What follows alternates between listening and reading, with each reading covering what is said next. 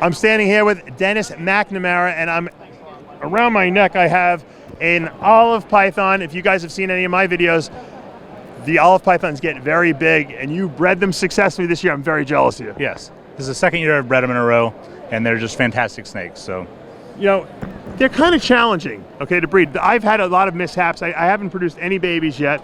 I have some albino and head albino ones. These are the regular olive-colored olive pythons. What's the trick with these things, you think? Okay. I like to use lights because that way I know when it's on or off. I know there's radiant heat panels and whatever else. So you don't use belly heat? I don't use belly heat. I've got them in vision cages and I've got lamps on top of them. I got vision cages, but I use the belly heat. But you think the lamps are better? For me, I just feel like it's that way I can actually see that it's on. So I know, like, you know, I don't have any malfunctions where anything's going to burn on the bottom. I can, if I walk in the room and the light's not on, I'm like, widen the light on. And then I can go over there and check. So it's just simpler for me, and it's kind of what I've done for the last long time. When you say you cycle feed them, what do you actually feed? What size prey do you feed the olives? Because I fed them rats. I just started feeding them like small rabbits. What are you feeding? So I use large rats or jumbo rats, and throughout the year I do like one adult, maybe two every 3 to 4 weeks. And then from September to November I feed probably two jumbo rats every 2 weeks or so, and just give her as much food as she can. Okay, but that's still not a lot. I mean, some people can feed like every single week. You know, right. Is that too much? No, I don't. I actually tried to make them not so big. Like mine aren't huge. Mine are probably about 9 feet, about, I don't know, like that big around. Yeah, those are a little smaller than mine, but I bought my female as an adult. I think that they have to get used to the room. I really believe it's the reason why they don't breed for people is they don't have them long enough. Because like you said, 8 years. Yeah, it took me a long time. It was one of those things. It was the most exciting thing I've done.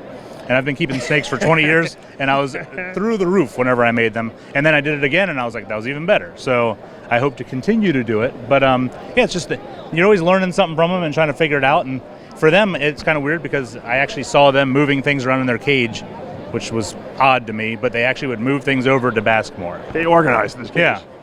Now, I want to give you a plug because not many people breed olive pythons. And so, guys, take a look at this snake. This is one of the coolest snakes you'll ever see because you can't really understand the olive python unless you feel how smooth the skin is on this thing. They are super intelligent snakes. They got a bad rap. Very rarely do I get bit by mine, except if it's a food response. Yeah, the female I have, you have to be careful when you open up the cage. She's hungry, but the male is just like this. Yeah, my males are very timid too. You think it's a sex-specific thing? Yeah, maybe. I don't know. She's just hungry. So once she's out, then she's fine. Yeah. But man, when you open up that cage to fill water or whatever else, make sure that I usually use a hook to pull the water to me. Yeah, me and too. Just make sure. And then once I know she's gonna be good, then I'm fine. I'll tell you what the olives like to do. So they'll be out and they'll be chilling out, my female, and then all of a sudden she'll just look at my arm and she'll go, boom. Not even like a strike. It's just like she opened up and just decided, okay, I'm gonna bite you now. Mine did that when they were younger. They don't do that so much. Right. I actually took them in the backyard and had my wife take pictures of them not long ago, and they were super cool out there. But I also don't let them. Because of having had that before, I don't ever let them get really close to me. So show us a Macklot python because they're in the same family as the olive python, right? They're Liasis. They're going to be a little more spirited. Yeah, okay, that's why you're going to hold that one. So, although I'm sure people would love to see me get bitten. Macklot's pythons are another, I guess, of the genus Liasis. Would they come from the same place, same part of Australia? These guys come out of New Guinea, and yeah. So here, actually, this one's being really nice. So this is a Macklot's python. You can see it in there. They have a lot more speckling, but they are a little more feisty. They have more of a granity pattern. Yeah, and as they get bigger, they turn into nice snakes. They're not always this feisty, but they definitely are feisty when they're little. Which is good because that means they eat pretty well, probably, right? Oh, they eat right out of the first shed. They'll eat, and they're ready to go. We love that. Oh, carpets. Awesome. My carpets are so frustrating. It's awesome. They definitely are great little snakes. They are a little bit spirited, but that goes away in about a year. What differentiates these two? I would say this pattern. Yeah, I would say pattern. These guys are a lot smoother. What about size-wise? My female Macklot's is not that awful much smaller than my olive female, but my olive female is not huge. So my Macklot's female is probably like, she can eat a jumbo rat, and she does that on the same schedule.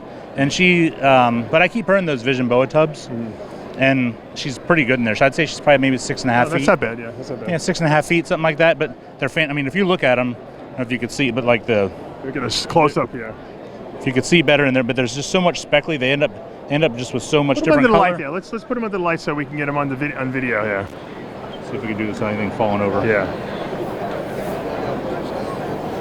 Pretty cool. They're super cool looking. A lot of iridescence, but very neat snakes. Well, Dennis, congratulations on your breeding season. And if people want to get in touch with you to buy these, how do they do so? You can do it on Facebook. Just look up my name. That's probably the easiest way, and then just send me a message. Sounds good, man. Thank you very much. Thank you. Dave Palumbo with Dennis McNamara.